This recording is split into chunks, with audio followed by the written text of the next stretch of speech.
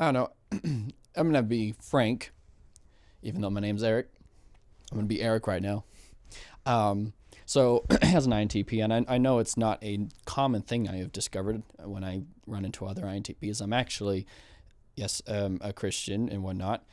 And I'm always hesitant to bring that up because there's a huge, or at least it feels like, other people assume that you're stupid. Like, what? You're a Christian. You're believing in this thing that you can't even see, that can't be proven, so to speak. And how can you even believe such a thing? And sure, I can bring out my thought on that, but it's so funny because also I have these thoughts that like jump out of my mind, like, yeah, we should say that, and it like goes into the chamber and then it disappears. but let's see. So why not? Let's talk about spiritual things. I think it was about like revealing and proof and whatnot. But anyway, so when I was talking about like finding the fundamental principles of things, a lot of people want to discover the absolute physical of like proof of things. And so since we cannot physically see an almighty creator, then he obviously can't exist, right?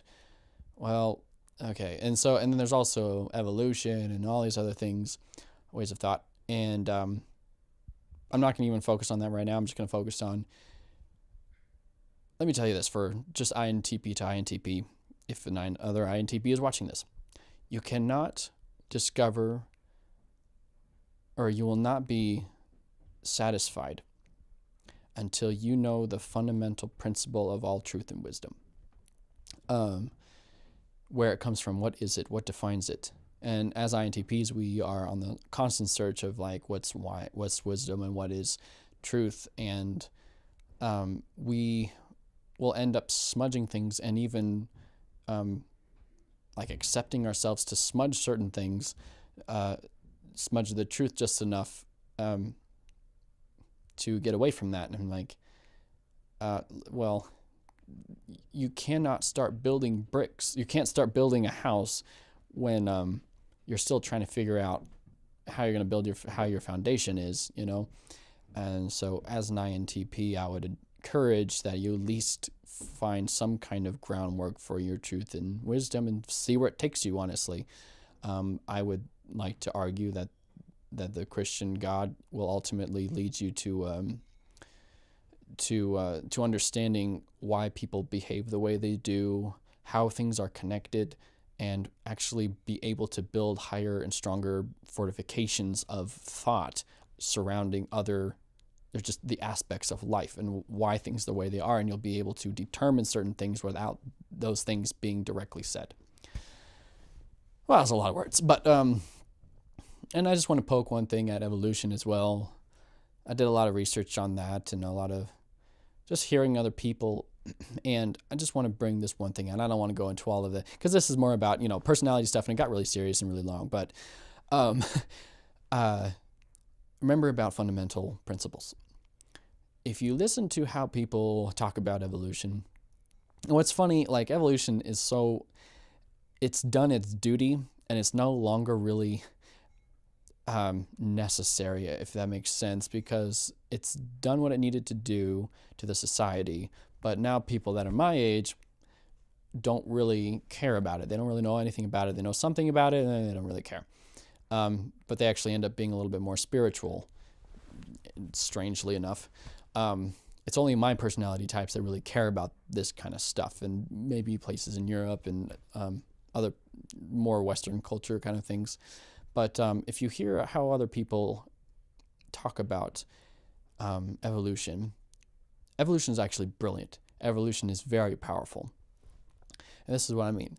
Evolution is just vague enough so that you yourself can actually intellectually make the connections without actually having any real information to sustain them. And so But what's dangerous is that we actually have enough information to make the gap really, really small. So like from a far distance, it looks like the truth and evolution are actually touching, but then when you look up a lot closer, you find there's a little tiny gap.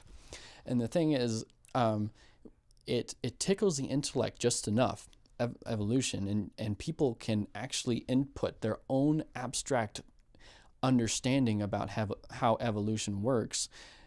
They actually build the truth of evolution themselves, and they own a piece of that intellect, that knowledge, and therefore feel empowered and strengthened by it.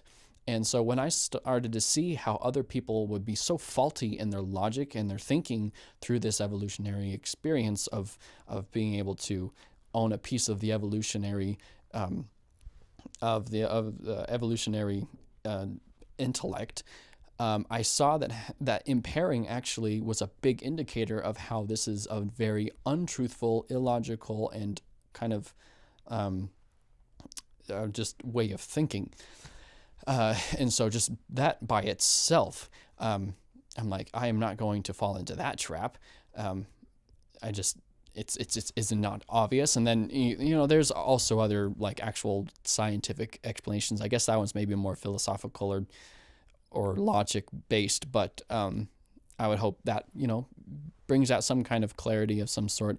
And so like, that's why I cannot believe in it, because there is a psychological warping that happens because of evolution. And if you just hear even like Richard Dawkins and these other evolutionists, they smudge the line just enough, and their intellect has been clarified by themselves and not really anything outside of themselves, besides a whole bunch of information that no one really understands to begin with, and those who actually understand it actually do point out that it is not really possible to begin with. And so yeah, it's just a mess. Anyway, so I don't want to like pressure on any like beliefs and stuff like that. And I don't even know how we even got to that topic, but I'm an INTP, so that's kind of like my way of, I enjoy those kind of conversations and all that.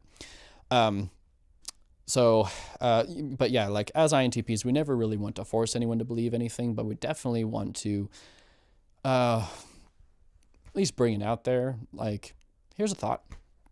And I'm not going to force you to do anything, because the truth will reveal itself. I mean, what I determine is true and what you determine is true will reveal itself when we're older, and when we start to suffer certain things in this life. How will your way of thinking protect you and strengthen you versus mine? And I feel like truth cannot necessarily always be determined on the first utterance. Not all the time, but truth has to be tested through time, has to be tested through series of events and choices that we make, and what we allow in our minds. And then for some reason 30 years later, we're so psychologically warped, we have no idea what just happened or what's happening in our mind, and then we just go into this cycle, a vicious cycle, and it never ends, and you wonder why, or not wonder why, it's just like you wonder why you're here, you wonder why society's like this, you wonder why we want, blah, blah, blah, blah, and it just keeps going. And well, in the end, it's because our foundation was messed up, and we never took the time to actually build what was actually, for some reason, that we're against. I would have to argue, but